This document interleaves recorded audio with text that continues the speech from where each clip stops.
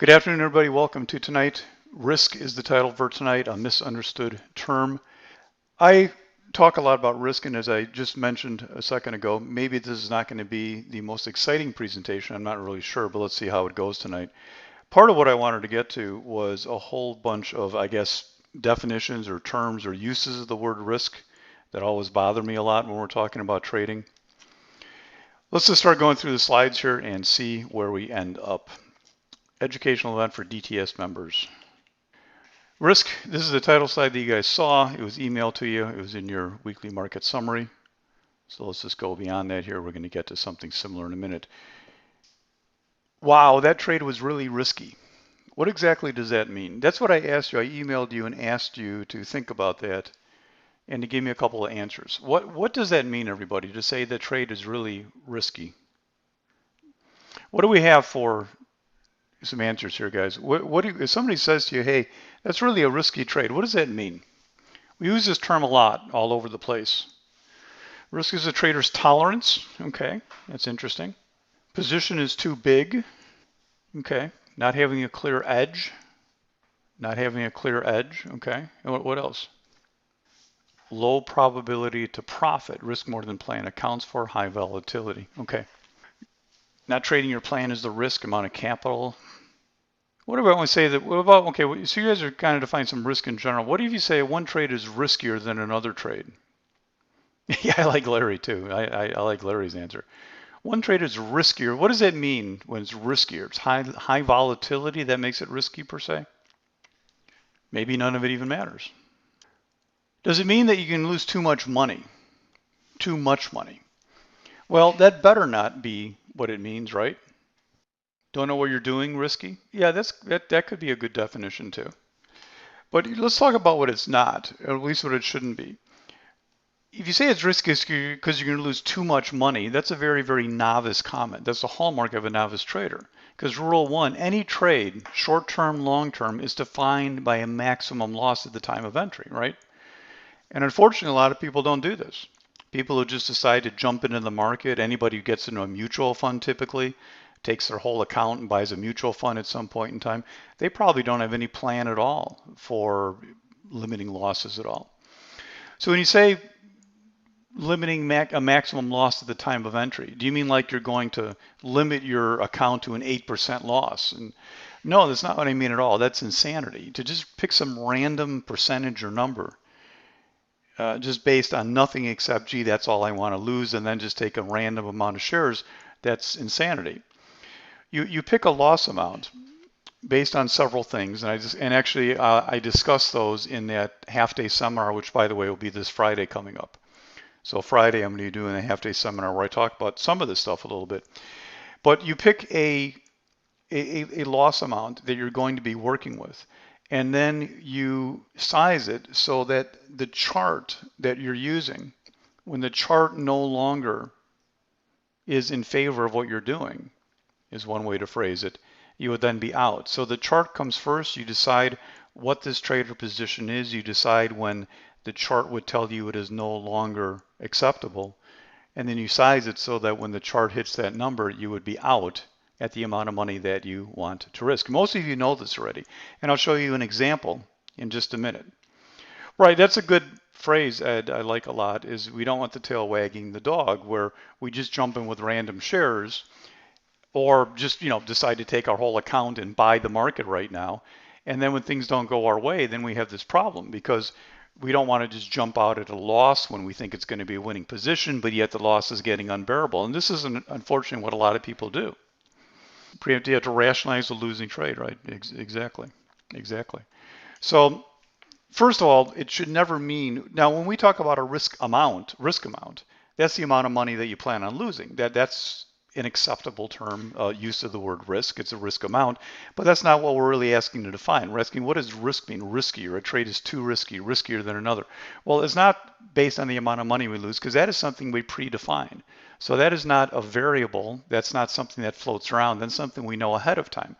Whenever I take a day trade, I know, boom, that's what I can lose, period. That's it. I know exactly what my parameters are. We kind of know that in long term too, but there is a little catch, which I'll talk about in a little bit. And that is the fact that when you go overnight, changes things a little bit. So let's talk about that in just a minute. So risky does not mean losing too much. If that's not what it means, does it mean that the trade has less of a chance of being successful? Is that what we mean when we say it's risky, less chance of success? Well, it may mean that to some, but again, to me, that's kind of the hallmark of a novice trader. Because here's why. Question for y'all. Does the lower odds of success make it a poorer trade? What do you think?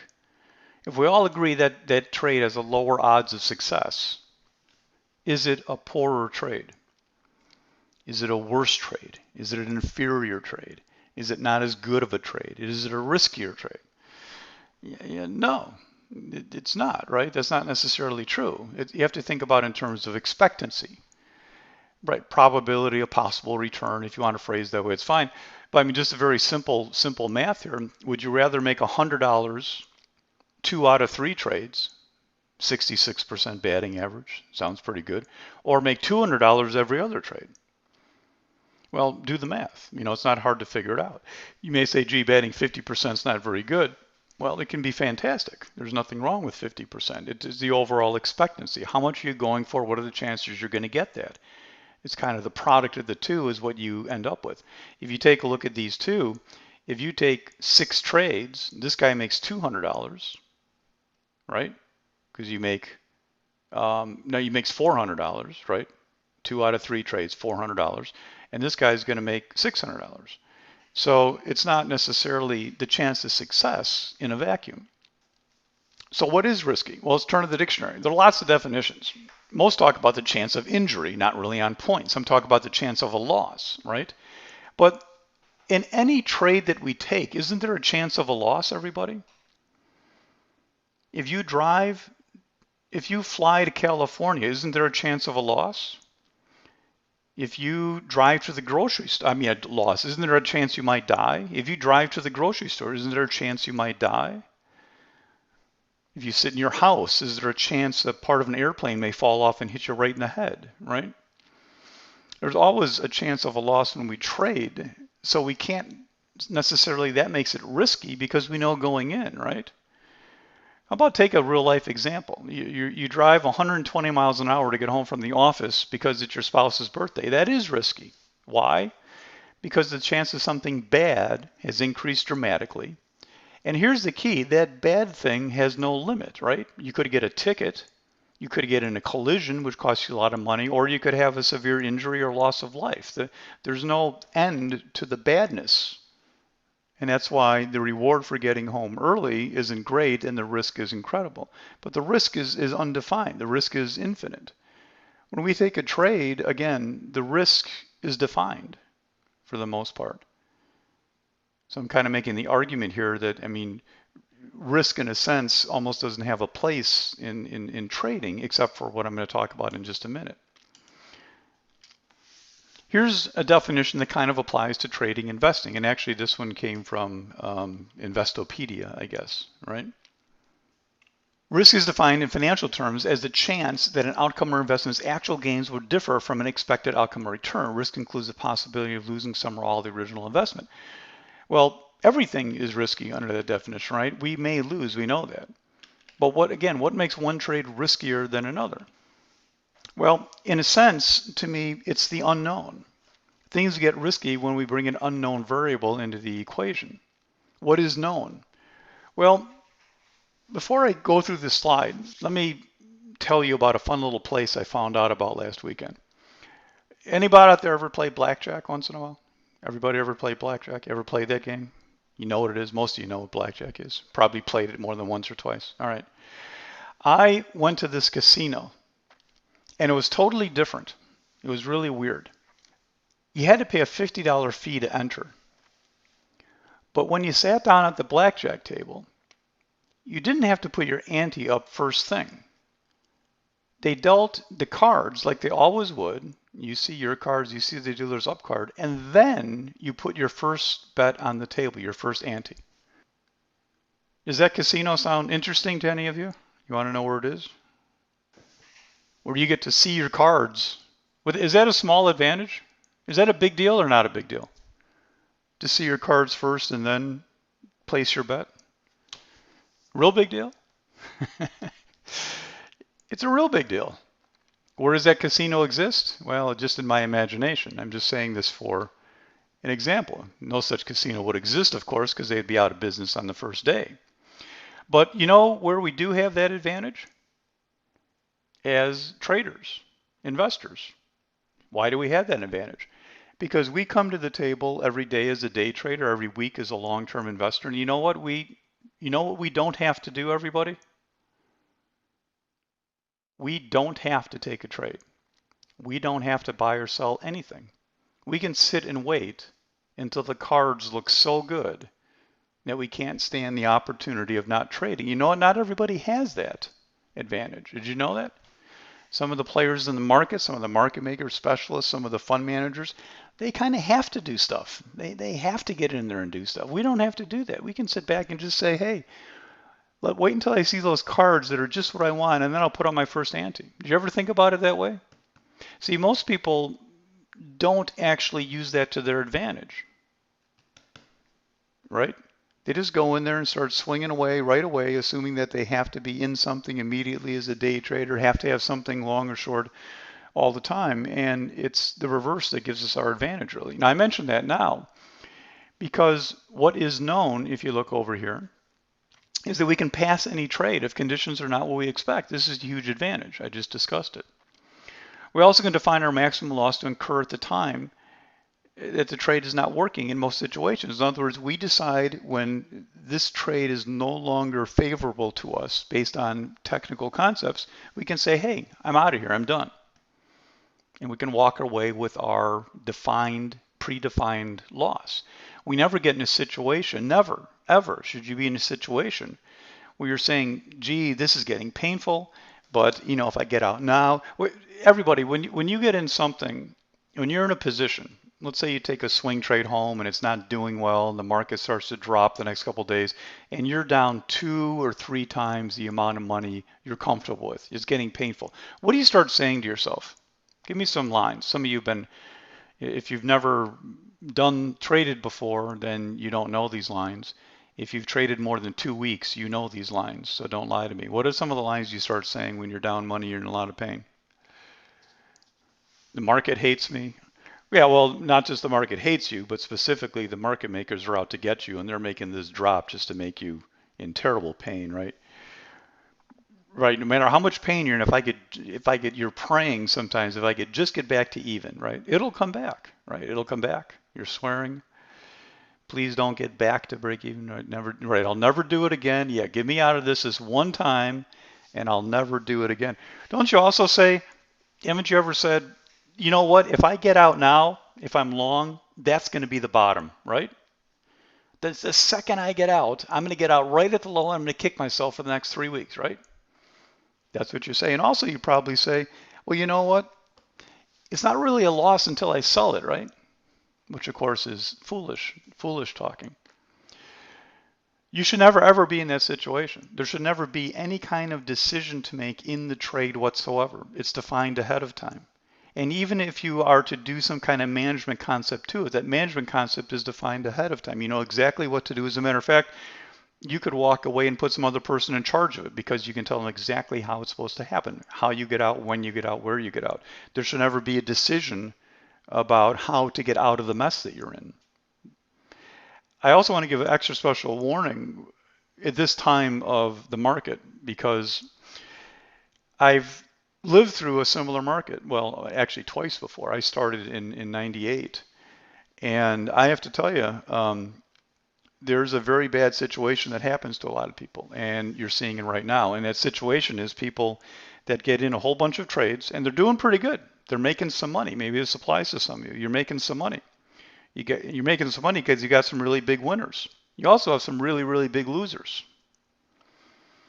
And between the two, you're doing okay. And the reason you're doing okay is because we're in crazy town, Nutsyville, cuckoo market right now. But you know what happens, everybody?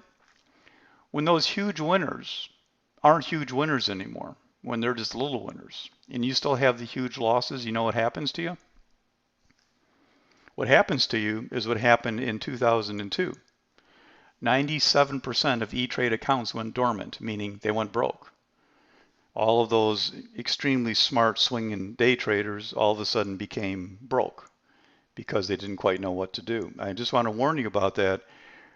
You have to have a great track record in what you're doing if you expect to continue to survive throughout the end of this year. Things will change this year. It's not going to be the same as it is right now. There's so many signs you see right now. It's incredible. I talk about it in the room sometimes, but we play the charts and we play what's there. Right now things are on I'm bullish across the board, but I've lived through many different environments and not everyone has. And I'm just warning you, if you're just a permeable attitude right now and you're making money by being very sloppy, be very careful. Let's continue on. What's the unknown? Holding overnight is an unknown. Now, don't get me wrong. I'm not saying to not hold overnight. As a matter of fact, something like 86% of the market's gains in the last decade happened overnight. Is that right, somebody? I don't quote me on that exactly, but basically speaking, a huge amount of the gains happen overnight on gap ups and everything. So if you want to participate in this bull market over the last, 10, 11 years, almost all the gains came from holding overnight. So it's a good thing, but it does involve risk. Why does that involve risk? Well, according to me, risk is involved in that case because it involves an unknown. It's something that you don't know what's going to happen. You could take a stock home, or everybody, let me ask you, true or false? Because some people may not know the answer to this question. You could take a stock home and decide you're going to risk $1,000 on this swing trade. You take the stock, you hold it overnight, you put in a protective stop loss. That's supposed to be your insurance policy. The next day, the stock gap's down $20 and you're down $20,000 instead of $1,000. Could that happen to you? Yeah, absolutely. In case you're very new and don't understand, stop losses do not prevent that. All a stop loss will take you out the next morning at market price, which is going to be down $20,000. So that is what risk is to me in trading, is the unknown. And again, it doesn't mean it's bad. Overall, the risk of holding overnight outweighed the benefit of not holding overnight to the long side by something like 19 to 1 over the last 10 years. So, but it is risk. It is something that you have no control over. As a day trader, we don't care. We can take like any size you want because you can get out whenever you want to at your fixed amount. But overnight, that doesn't always happen. Trading super thin, illiquid, hyper volatile stocks that trap you in large unplanned losses, that's also risky. If you decide to get in one of these crazy, $1 biotechs that gapped up to $2 and the $2 stock has a 10-cent spread and is moving 40 cents every 3 seconds, you may get stuck in that and never get out and be the wrong way in a trade and lose a lot more than you planned on. That's risk in a sense. Using any kind using any kind of fundamental or buy and hold type of approach is risky because you have not defined your loss in any sensible way. You're just saying, well, I like this stock a lot. I like the product. I like what they do. I like this company. I'm just going to get married to this stock, and then you hold on to it until you can't stand it anymore. Averaging down. Averaging down means is that you get in a position, it starts to lose money, and you decide to add even more shares at the lower price. Now, there is a different term called averaging in to something that can be okay if you do it right. But averaging down is a swear word in trading. It is the worst thing you can possibly do. As a matter of fact, I rarely say something like this, but if you average down, for those of you that believe in math, it's hard to not believe in math, but if you average down, it is a mathematical guarantee that you will go broke. Yeah, but it is a mathematical guarantee, and during a presentation once in a while I go through and show you why that is. But it's a guarantee. It tricks a lot of people because it seems like a cute little toy, a cute little band-aid. You watch somebody do it and they seem very impressive. You can even find some stupid YouTube videos about people averaging down and pulling out their day's gain.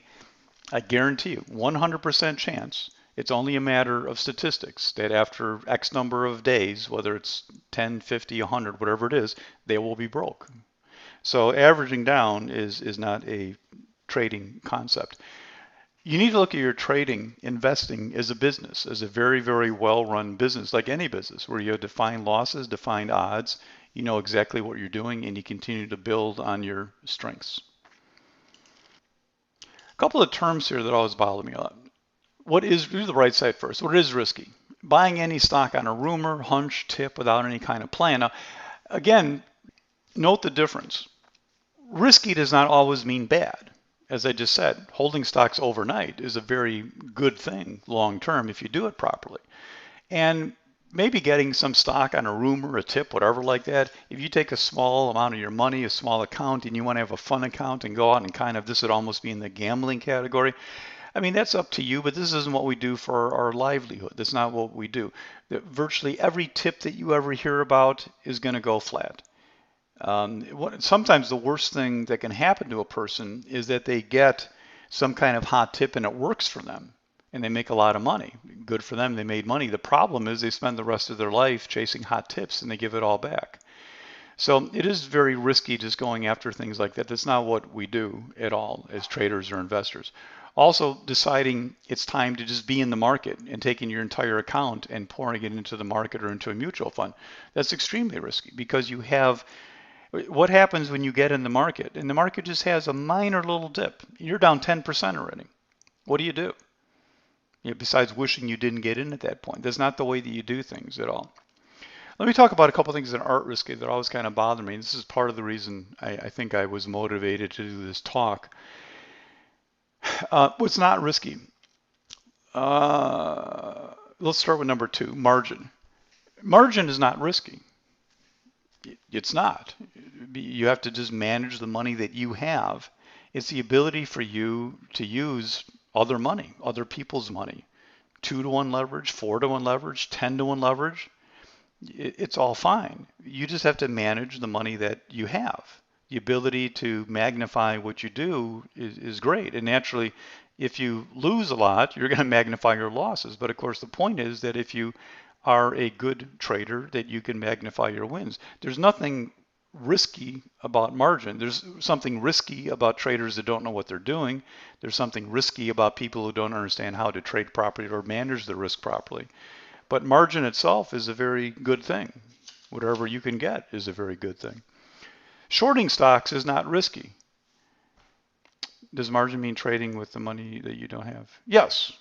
Yeah, margin means, well, like typically right now, if you open any account, you have 2-to-1 margin in a typical brokerage account. Whatever you buy, you can get twice as much. There's some limits on some stocks and stuff, and for a day trading account, you typically have 4-to-1 leverage. If you put up $30,000, you can trade $120,000 in and out in a day trading account. And there's prop accounts where you can get more than that. You can get 10 and sometimes even more than 10-to-1 leverage, where you're putting up your money and then using other money. But naturally, it can go against you very quickly if you don't know what you're doing. Shorting stocks is not risky. It's not any riskier than going long stocks. If I hear one more person tell me that their broker told them that it's too risky to short stocks, I don't know what I'm going to do. There's no difference. I mean, this concept that a long stock can only go to zero and a short stock can go to infinity is just ridiculous. I mean, if you take a $50 stock, whatever your loss limit is, I don't care if it's, it's just simply not an issue. You manage your losses like you're supposed to. If you lose, well, of course. Well, it's not even a matter of paying them back. They're not going to let you go negative. In other words, your money that you put up, when it gets to a point that you're out of your money, they're going to shut you down. You're never going to owe your broker because they're never going to let you go negative. They're not stupid, Any concept that has a defined loss and can be executed. All the time I'll hear people say, gee, Paul, what you did, that's pretty risky. Well, it's not risky. It's a defined trade. I know the parameters. I know the odds. I know my loss. I don't care if you like it or not. It's not necessarily risky. As long as you can define your loss, define what you're doing, and then you continue to manage and review that trade and to improve on what you're doing, it's not risky. As a matter of fact, one of the more common comments I get is when people go to the free stuff page. And for some of you that are new, I didn't spend any time introducing myself this time or anything else. Sometimes I'll do that in some of these. But at the very least, make sure if you are new that you head over here to the free stuff page and take a look there. What I talk about a lot with people is, and I'm going to do this when I'm done with this presentation, when I talk to the people who had seminar questions, but um, one of the things that I do is that I try to encourage people or help people who do want to try to learn on their own. And there's a couple reasons I do that. Number one is the fact that I think the best students, if somebody eventually is going to become a student of mine or to even just take a letter or the room or whatever, but I think the best students, the people that really want to learn it, they learn best once they've exhausted other thoughts in their head. In other words, if you come here and you're not sure what you want to do, when you take some seminars and blah, blah, blah, and you think, well, gee, maybe something else would be better. I like it when somebody goes through and says, yeah, it's almost like a challenge to me. It's kind of, okay, go ahead, learn it on your own. I'll even help you. Go ahead, learn it on your own and see how that goes for you. And I imagine some people can maybe do it. I couldn't do it. Maybe some people could. But you reach a point then of exhaustion where you say, you know what, yes, please show me what to do. And people are much more susceptible to learning, if that's the right way to put it. So I do encourage people to try and go and look through it. And it's also a great prerequisite, if you will, to beginning to learn some of this. So go through the free stuff page. I think is the best source of legitimate, good, free information out there. Take a look through all that. Don't be hesitant to email me if you want to talk to me about anything. I'm always there to help out anybody who's learning, trying to learn, even if you're not signed up at anything at all at DTS. There's a difference between a bad trader and a risky trader, although they are often the same. Often, risky traders are bad traders, but they're not the same thing. You can take what you may call, again, depends how we define risky trading, but there are just bad traders out there that are not good. They don't manage the risk. You can take a trade that somebody may call risky, but the reward could be great. It could be worthwhile as long as you manage what you do, and over time it makes you money and you have a defined loss parameter, you're good. Some things that apply that we do every day or week. You fix your loss based on probabilities, not on random numbers. I don't care if you love the old IBD rule, it's for idiots. There is this, I never forget, I was kind of back when I started. There was all this rage about, wow, this IBD, what a great place, what a great rule. When you're in a position and you set a floor at 8%, if you lose 8% of your account, you get out. That's the stupidest thing I've ever heard in my life. Just take any amount of trade, any shares, and okay, you're down 8%, just get out, save your account. That's a rule for idiots. It's not about stopping yourself. Of course, you should stop yourself from losing money, but to lose 8% on anything is crazy. That's way insane, and plus it's just based on random amounts. Again, I want to show you an example now of exactly how this works. You decide where the charts say your position is long or valid for the reason you took the position. You fix your share size to the max loss if the trade does not work. IBD is Investors Business Daily. It was like a comparable to Wall Street Journal type of publication. A lot of people liked. There's IBD Top 100 and all this good stuff. Yeah, it used to be very well touted, but again, it's, you know, some of the rules I think are just insane. So let's take a look. Here is a trade from yesterday. And I also have this in here because after we're done today, I want to go over this trade in a little more detail as an example of something. But for the first purpose here, I just want to talk about it in terms of share sizing. So this is COTY, C-O-T-Y. It was a long trade from yesterday, right? You can see the blue box, that was yesterday. So give me some comments on what you think I did here. So I got in over that consolidation, right? Stop at the low of the day. It pulled back, but then they had rallied, and I made a little bit of money because that was the entry, that was the stop, and it ran up to there at the end of the day after pulling back about halfway. How does that look like for a trade for you, strategically, money-wise? What do you think about that? Ed says it's okay. Anyone else want to agree with that? Challenge Ed? Tell that he's not so smart. Tell that he's right. It was a trade from yesterday. What do you think? You like it? Okay by you? Oh, yeah, large stop. It's kind of a large stop, isn't it? Guys, guys, if that is how you trade, you will never make money. Let me say that again. If that is how you trade, you will never make money. And you know what? That's how you're taught to trade. Almost anywhere you go, that's how you're taught to trade. That's not what I did. I did trade this yesterday, but that's not what I did. But I just want to point this out, is that if you think that you see enough of this chart that you should be able to totally read everything on here. And if you think you're going to make money taking that as a breakout, you're sorely mistaken. You're never going to make money doing that. See, you have to make your money in a normal day's range, right? People are always teaching you and people are always trading to trade as if today's going to be this stock has the biggest day of its career. You know what? You don't find those. You can't find those. They're not worth finding because they come with huge stops and huge low batting averages with them.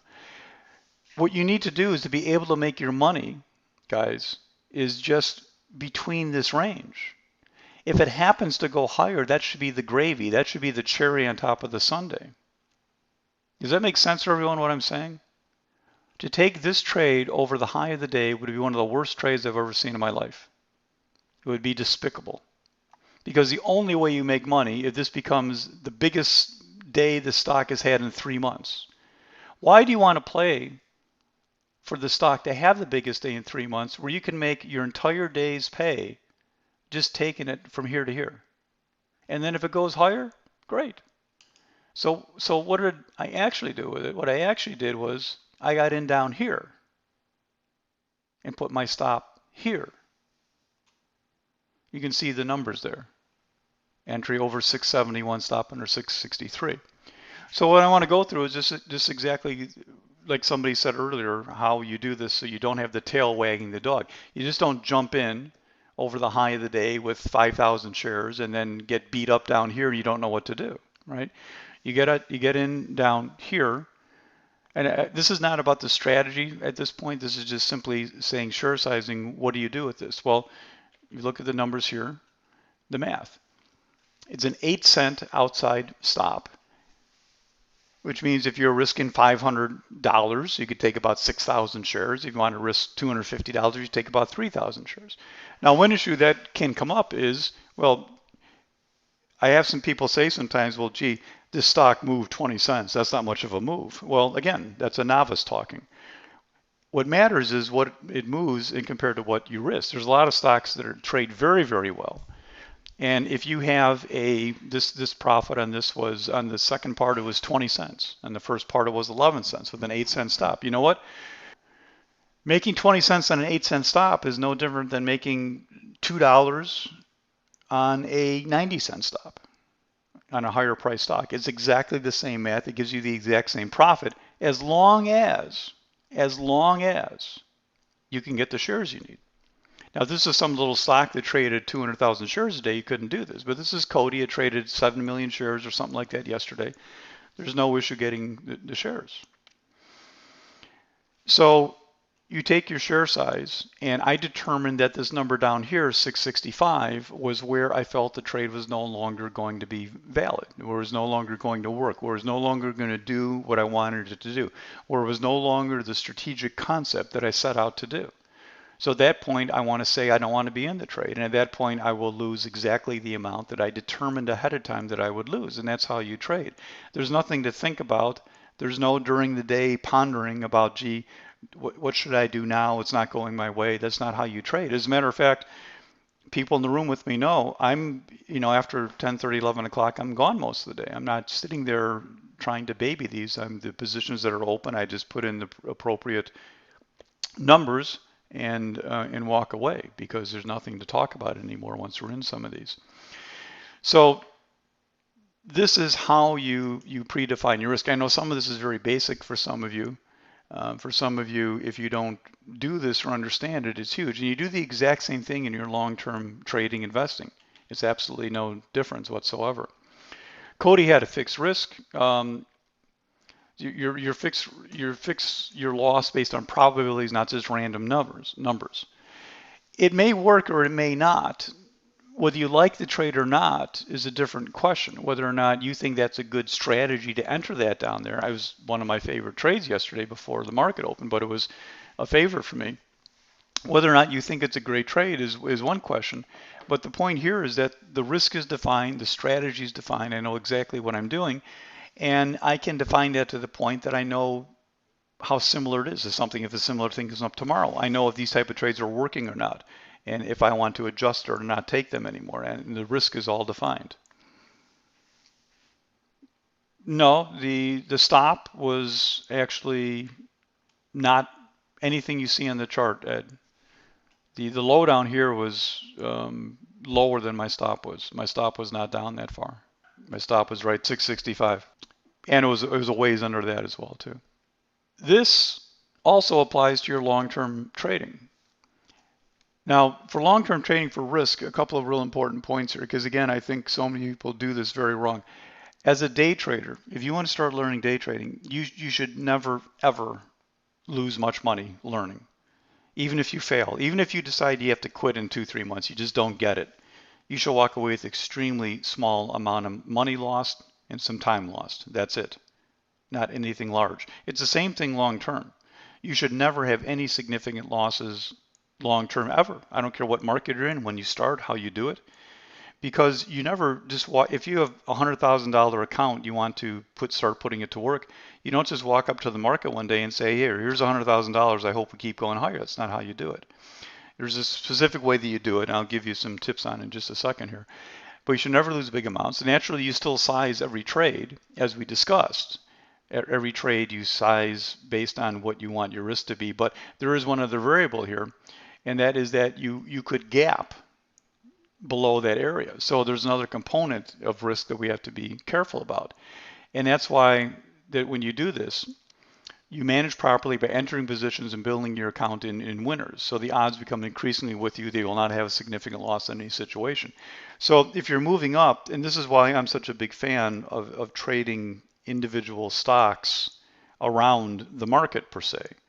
Because if you trade the market, you get in, it has to move up a certain amount before you get in some more. It takes a long time to build in. But when you're trading individual stocks, because of sector rotation, you can get in a couple of trades, they're doing well, boom, boom, boom, you're up a little bit, you decide it's time to open the door, add some more risk. You take another trade, and you can continue to do that. And as your profit builds in your open trades, it allows you to continue to build into more trades. And at any point in time, even if you had a terrible market day or something, you should be in a position where you're never going to lose very much, even in a disastrous event. That's how you handle it. If you want more talk about that, there's 2 videos I did, long-term trading investing part 1 and part 2. They're on the free stuff page back beginning of about a year ago right now, as a matter of fact. That's funny, exactly a year ago right now. The DTS long-term trader closed out. I didn't actually close out the year market to market, but it's about 9.5% this year. And that's not great. But it's very clear, I made it to everybody who subscribes to it, that I was in a very laid back position here because this is a once in a century event that we had. And as I said, if you want to go and buy 50-cent biotech stocks and hope they take off, you don't need me to do that, and that's not my specialty. Anybody can go take some gambles on some things, that's fine. My job long term is to make sure to preserve money, to always be making money, and to be making money whether the market's going up or down. The key thing here was I never went down much at all. It was down about 3.5% at the very, very worst, and that was with all long positions. I was mad / embarrassed I didn't have some shorts before the little market crash, not because I would know COVID's coming, of course, but because the charts indicated there's some good positions. I literally just stalled a day or two and got caught without any shorts. So I did that without shorts during that time. I was long at the time of the little crash, never went down more than 3.5, and that's a big deal. Because what do you do if you're long the market? And this is where I talk about why we're talking about it here, because this is where the big risk comes in. You can argue that, gee, if you just would have had the market and hung on to it, you did better than that. You did. But you can't make that argument, because if you hung on through this, it means that you were willing to just hang on through anything. You would have hung on until your entire account was gone. And I know you may be saying, no, I wouldn't have, but where exactly is it that you were going to get out? We dropped 30% in the QQQ from the high to the low. We dropped 30%. If you're leveraged, that's 60%. Where exactly were you going to get out of that? So yeah, you hang on by the seat of your pants, but that's again, we're talking about risk today. That's what huge risk is. That's the very definition of me to risk, and that's why we're ending up here because that's kind of my conclusion. Does that make sense? Because you have absolutely no control over what's going on. You're down a bunch of money, you have no plan to exit, and this is where so many people got so hurt in 2001 and 2009 because they're just deer in the headlights, just thinking, oh, the market can't drop anymore. So it's a good time to be talking about this year, going into this year, because we're going to have some of these situations coming up. Maybe you're already involved with situations where you've had some big winners and some big losers. I'm just warning you to be very, very careful. Make sure you maintain your management. Avoid risk like this, where you're just hanging there down a lot of money and no longer know what to do. Okay? If you held, you feel like a hero. But this is the definition of huge risk. You had no bottom. You could have lost almost your entire account. That's what many did in 2001 and in 2008. And one final comment on risk from my point of view. And this has to do with the way that I teach people. You're going to like this saying here. Learn what to do, how to trade all out. Pedal to the metal is missing a word there. Hold nothing back. Trade like a professional from day one. You may think that's crazy advice, don't you? I hear so many people that they were taught this and oh, do this when you're new and oh, use this certain trailing stop when you're new because you're probably going to lose and oh, don't do that kind of entry when you're new because you're new and you're not going to do well. I'm the exact opposite. I teach people to trade like an absolute professional, pedal to the metal, day one, right out of the gates. What's the point of doing anything else? Why are you learning to trade like a first grader? Why not learn to trade like a professional? There is then one safety net. What safety net is there? What's the safety net that every new person has? I've already mentioned it a few times. You don't have to have 32 safety nets and then never learn how to trade. Learn how to trade, and you have one safety net, and it's to start off, well, with no risk initially, and then a very, very small risk. I have accumulated probably a half dozen emails in the last, since Christmas maybe, of people that have heard me talk about this and they took a month and they just traded with $5 risk and they were just thrilled. They just couldn't believe it. They made, quote unquote, a ton of money. Now, not real money, they made a lot of hours. But they're beginning to realize that when you learn how to trade, you manage it properly, and you start increasing the risk. And again, there's a lot of videos about this on the website and the free stuff page you can look at. How small? Well, you start with zero. When you prove you can make money with on paper, then you move up to $5. And again, there's a lot of videos about that. But learn to trade professionally from day one. Because if you learn some baby way of trading, what do you do if you start making a little bit of money? When do you start changing? When do you start using the right entry? When do you start using the right way to manage a stop? When do you start using the right way to take profits? When do you start doing all that? You never do is the answer. And that's why people flounder for days, weeks, months, years before they give up sometimes. Any questions?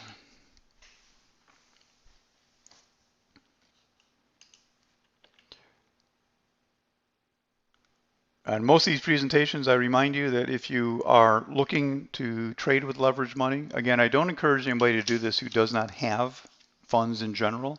But if you are doing okay and your funds are in a house or in retirement account or in this or that, or maybe in your long-term investments, you want to come to the table to day trade, there is a way that you can get 10-to-1 leverage. It's very simple. It's not complex. If you email me, I'll give you my email here. I will set you up to get information from this. This is called prop trading.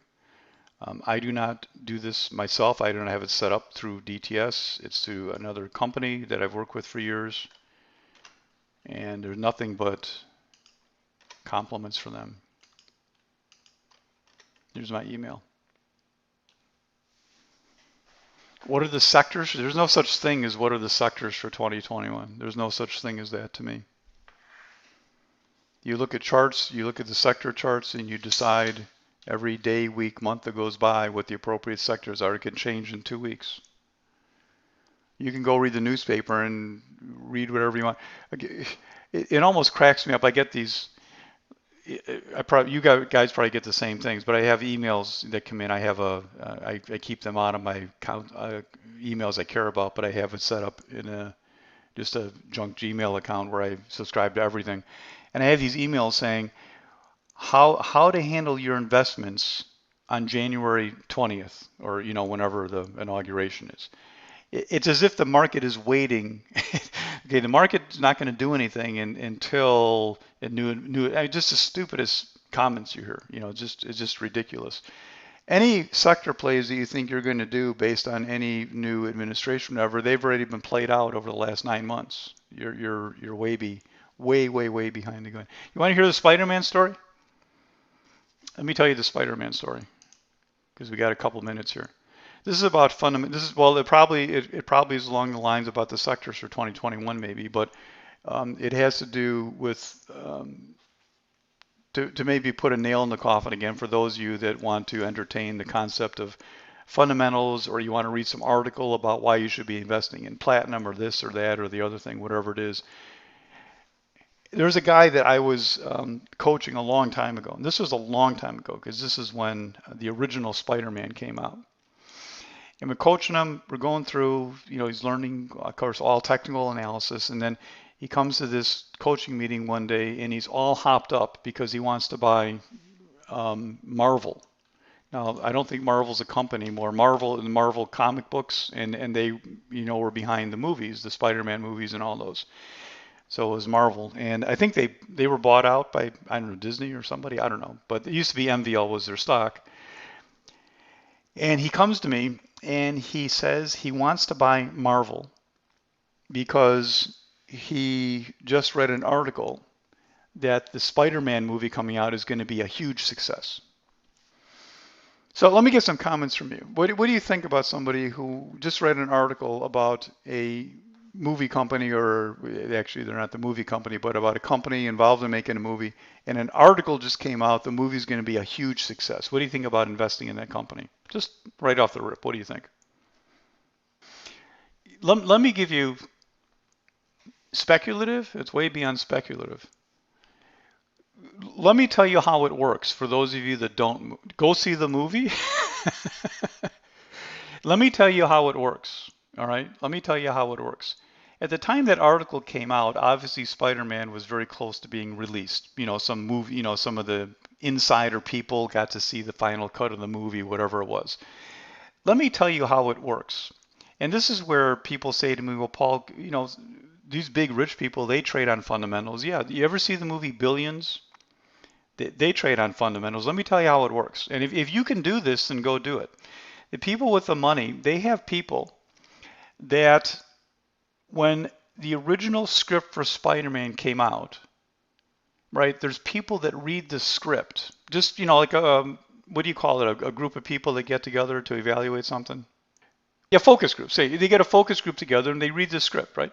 And at the end, the focus group decides what to do. Well, you know what? The people, the investors, who are the fundamental investors that make money doing this is a year and a half before this article came out, or maybe about a year before the article came out. They are there interviewing the people who read the scripts and the focus groups. And they're making their first decisions then. Okay, there's this new movie coming. We all know Spider-Man. What does it look like? Oh, the script looks great. They start buying Marvel back then. A year, 18 months before anybody even knows the movie's under production. They keep following it, right? The movie starts. Who are they hiring for the actor? Boom, boom, boom. Does everybody like this guy? Boom, boom. Buy some more stock. Buy some more stock. By the time that the movie is ready under production, the price of the stock has already doubled. I mean, the people that are reading articles, you are so far behind the times. And it's literally the case that all these people that bought for the prior year will be selling into the dum-dums that are buying when the movie gets reviewed and whatever else it is.